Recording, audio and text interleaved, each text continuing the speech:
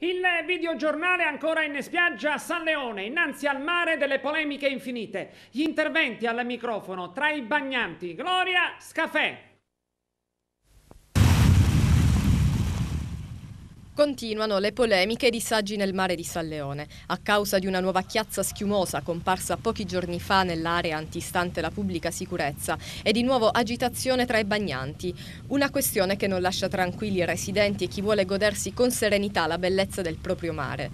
La cocente temperatura del 1° agosto di certo non poteva trattenere a casa la gente che si è recata in spiaggia sì, ma con sentimenti contrastanti. Che siamo talmente abituati a questo scandalo, perché lo scandalo non è la chiazza che viene in mare, lo scandalo è che nessuno riesce a sanare questo problema, è uno veramente indegno e vergognoso. Ogni anno si ripropone il problema e ad agosto o a luglio ogni anno si ripete la stessa storia, tutto lo scandalo, c'è la chiazza, si fa questo, si fa... Nessuno, dico nessuno, riesce a risolvere, non lo vogliono risolvere, questo è logico perché lì ci arrivo. Ecco, è una nebulosa questo problema, galleggia sempre. Adesso forse si è mossa la procura, allora le cose sono un pochino più incisive, le azioni, ma quello che ha detto la signora rispecchia perfettamente il nostro pensiero. Lei fa il bagno, continua a fare il bagno? Io quando non vedo la schiumetta, la fatale schiumetta, faccio il bagno. E ogni anno è sempre la stessa storia, è una cosa insopportabile, e ogni anno, e nessuno provvede.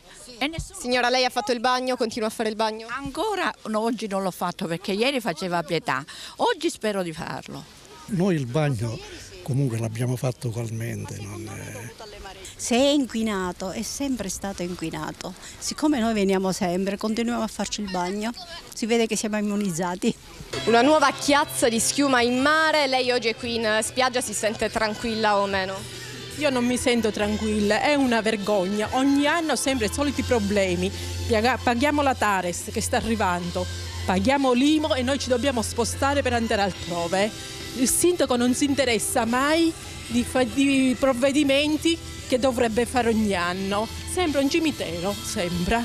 Io non lo so, ogni anno sempre i soliti problemi. Il divieto di balneazione è stato affisso? Sì, il divieto di balneazione è stato affisso, però ci dobbiamo spostare altrove.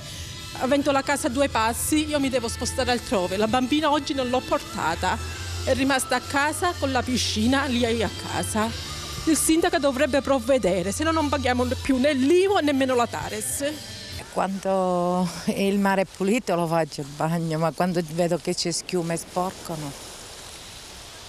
Quindi lei aspetta? Sì, aspetto quando è pulita, ma quando c'è la schiuma vedo che escono liquami e cosa, no, evitiamo di fare il bagno.